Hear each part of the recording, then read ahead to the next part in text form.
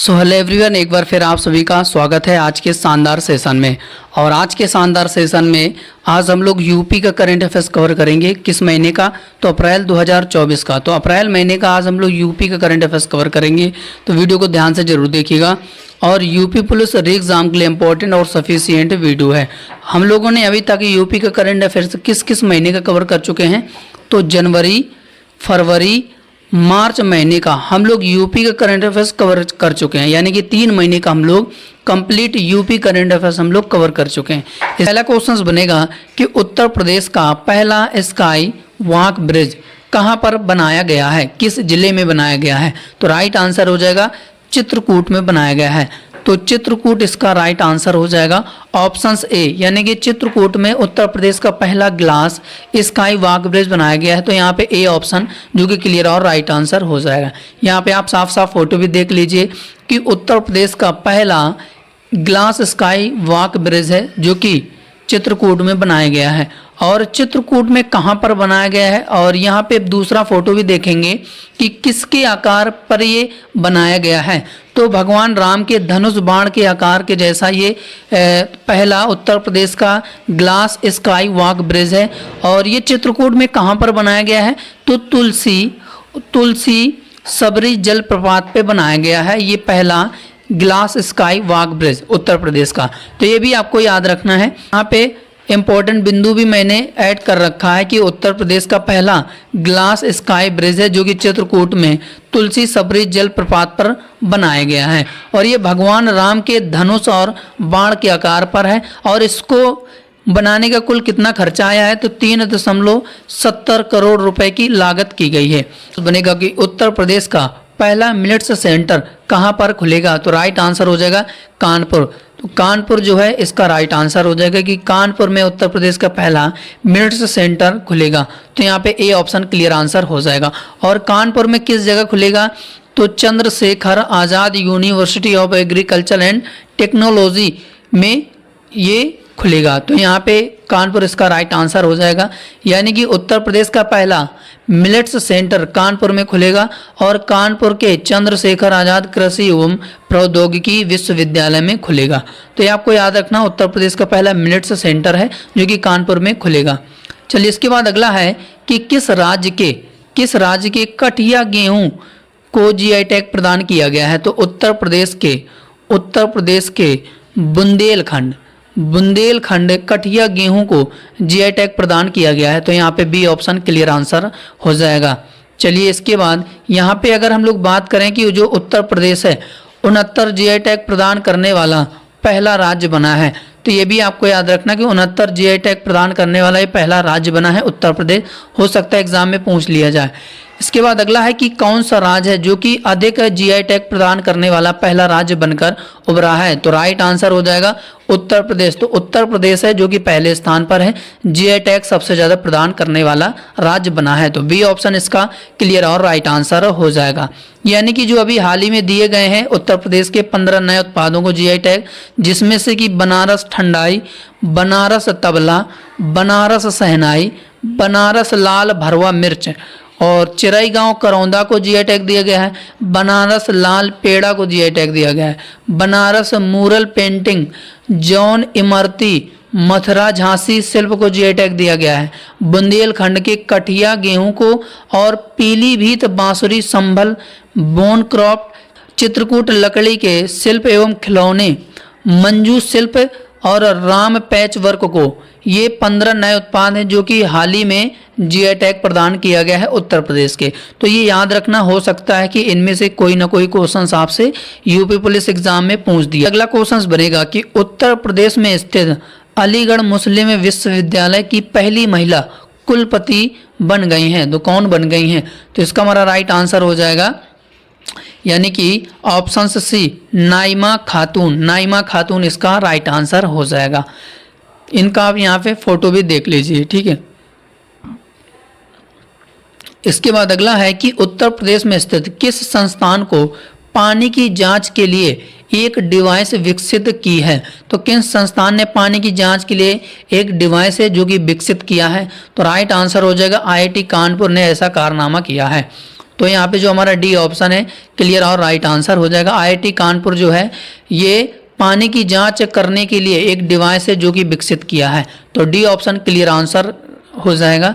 यहाँ पे आप साफ साफ फोटो भी देख लीजिए कि आईआईटी कानपुर ने बनाया पानी का गुणवत्ता मापने वाला डिवाइस। इस तरीके से ये डिवाइस है जो कि इसकी गुणवत्ता मापी जाएगी पानी की।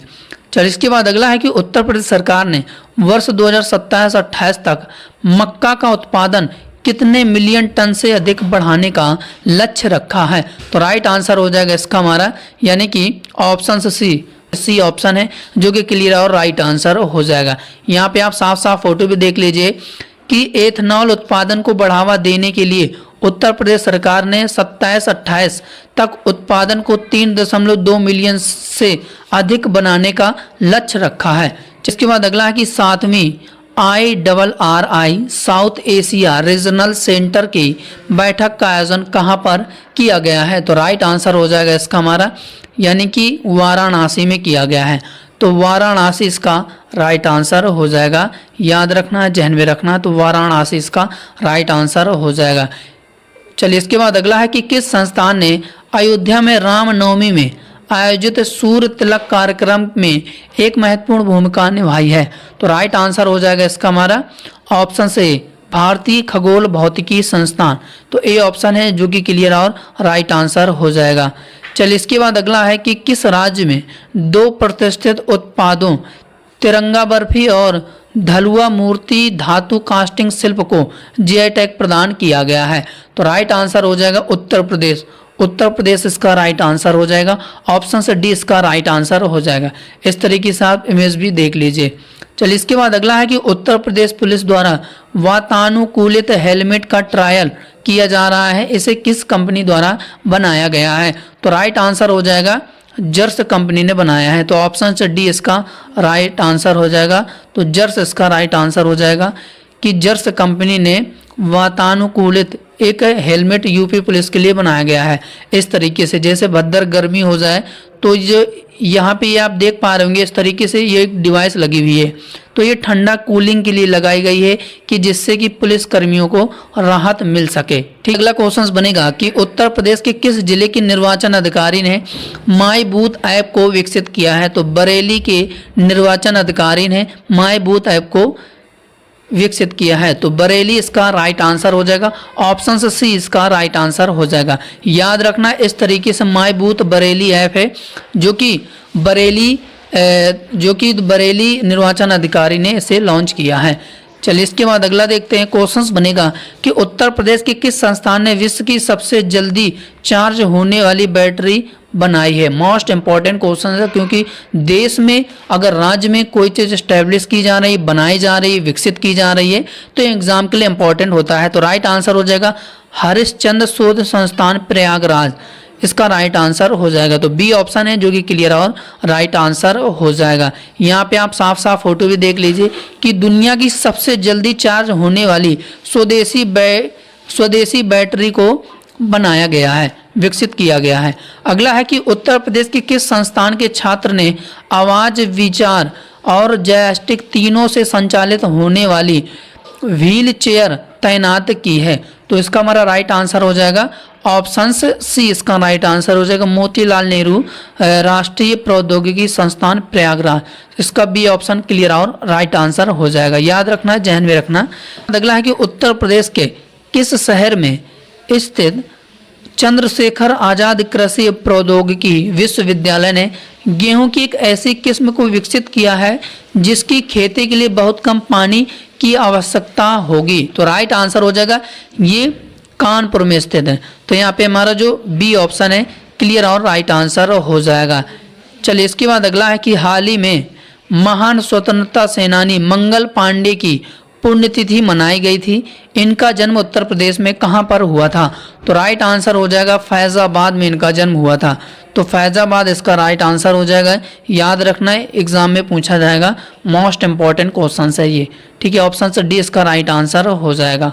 चलिए, यानी कि महान स्वतंत्रता सेनानी मंगल पांडे का जो जन्म हुआ था 19 जुलाई 1827 को फैज़ाबाद के पास एक कस्बे के पास हुआ था। और मंगल पांडे को फांसी कब दी गई थी, तो ये 8 अप्रैल 1857 को बैरकपुर में फांसी दी गई थी।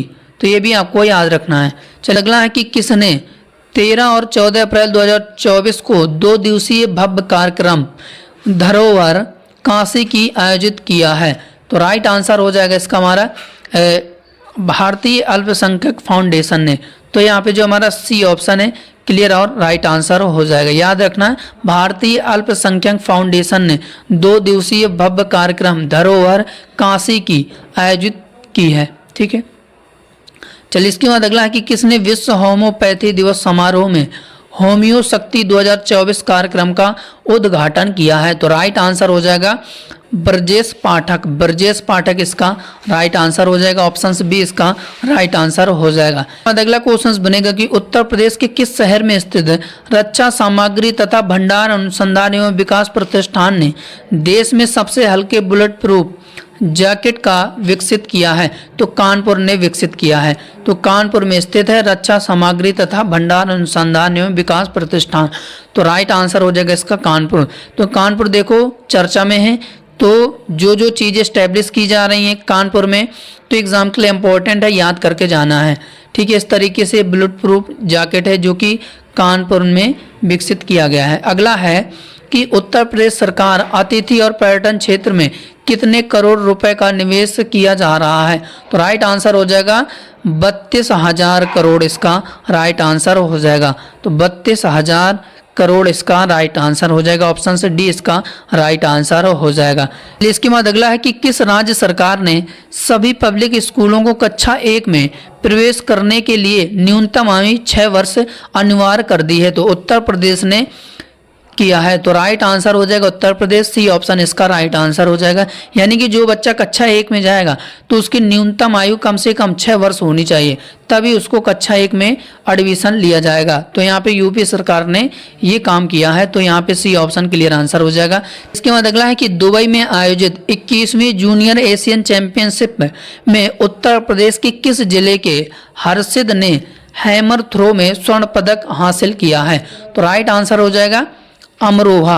अमरोहा इसका राइट आंसर हो जाएगा। अमरोहा जिले के हर्षित जिन्होंने हैमर थ्रो में स्वर्ण पदक जीता है। तो ए ऑप्शन है जो कि क्लियर और राइट आंसर हो जाएगा। याद रखना एग्जाम के लिए इंपॉर्टेंट बनेगा। यहाँ पे आप इनका फोटो भी देख लीजिए कि अमरोहा के हर्षित ने दुबई में हैमर थ्रो में स्वर्ण पदक हासिल किया है। चलिए इसके बाद अगला है कि उत्तर प्रदेश के किस विश्वविद्यालय ने पुरातन छात्र सम्मेलन का आयोजन किया है? तो राइट आंसर हो जाएगा इसका हमारा इलाहाबाद विश्वविद्यालय। तो इलाहाबाद विश्वविद्यालय इसका राइट आंसर हो जाएगा। चलिए इसके बाद अगला है कि उत्तर प्रदेश ट्रेवल मार्ट 2024 का आयोजन कहाँ पर किया गया है? तो राइट आंसर हो जाएगा गोरखपुर। तो गोरखपुर इसका राइट आंसर हो जाएगा। ऑप्शन से डी इसका राइट आंसर हो जाएगा, याद रखना। चलिए इसके बाद अगला है कि लखनऊ विश्वविद्यालय ने वैश्विक शिक्षा रैंकिंग एजू रैंक 2024 में कौन से स्थान हासिल किया है, कौन से स्थान प्राप्त किया है? तो राइट आंसर हो जाएगा चौथा स्थान। चौथा स्थान प्राप्त किया है। तो चौथा स्थान इसका राइट आंसर हो जाएगा। ऑप्शन ए इसका राइट आंसर हो जाएगा। यहाँ पे फोटो भी देख लीजिए कि लखनऊ विश्वविद्यालय ने एजू रैंक 2024 में बेहतरीन प्रदर्शन करने के लिए चौथे स्थान हासिल किया है। तो आप लोग याद रखना एग्जाम के लिए। अगला है कि किसने उत्तर प्रदेश के गाजीपुर में समग्र विकास में नागरिकों की भूमिका विषय पर आयोजित एक सम्मेलन को संबोधित किया है? तो राइट आंसर हो जाएगा मनोज सिन्हा। मनोज सिन्हा इसका राइट आंसर हो जाएगा। ऑप्शन ए इसका राइट आंसर हो जाएगा। चलिए इसके बाद अगला है कि केंद्रीय सड़क एवं परिवहन मंत्री नितिन गडकरी ने कहाँ पर धर्मपथ मार्ग की नींव रखी है? मोस्ट इंपॉर्टेंट क्वेश्चन है। तो याद रखना जौनपुर इसका राइट आंसर हो जाएगा। तो जौनपुर में धर्मपथ मार्ग की नींव रखी है। तो यहाँ पे जौनपुर इसका राइट आंसर हो जाएगा। यहाँ पे आप साफ साफ फोटो भी देख लीजिए कि नितिन गडकरी ने जौनपुर में धर्मपथ मार्ग की नींव रखी है। तो धर्मपथ मार्ग की नींव रखी है। तो नितिन गडकरी इसका राइट आंसर हो जाएगा। यानी कि केंद्रीय सड़क परिवहन मंत्री नितिन गडकरी जौनपुर में बाबा विश्वनाथ की नगरी काशी और विष्णु अवतार श्री राम की नगरी अयोध्या को जोड़ने वाले धर्मपथ की आधारशिला रखी है। और जिले में पहली बार है जो कि धर्मपथ बनाया जाएगा जो अयोध्या, वाराणसी और मिर्ज़ापुर, जौनपुर को जोड़ेगा। तो ये हो सकता है आपसे डिस्ट्रिक्ट शहर भी पूछ दे। चलिए इसके बाद अगला है कि किसे भारतीय कुश्ती महासंघ का नया अध्यक्ष अपॉइंट किया गया है। तो राइट आंसर हो जाएगा नरसिंह पंचम देव, इसका राइट आंसर हो जाएगा। ऑप्शन ए इसका राइट आंसर हो जाएगा। चला है कि कितने लोगों को लच्छू महाराज पुरस्कार से सम्मानित किया जाएगा। तो राइट आंसर हो जाएगा 10 लोगों को। तो यहाँ पे हमारा डी ऑप्शन है जो कि क्लियर और राइट आंसर हो जाएगा। यहाँ पे आप साफ साफ फोटो भी देख लीजिए कि हेमा मालिनी और सायरा बानो और 8 अदर लोगों को पंडित लच्छू महाराज पुरस्कार से सम्मानित किया गया है। तो ये रहे अप्रैल 2024 के यूपी का करंट अफेयर्स। उम्मीद है जो कि सेशन आपको शानदार लगा होगा।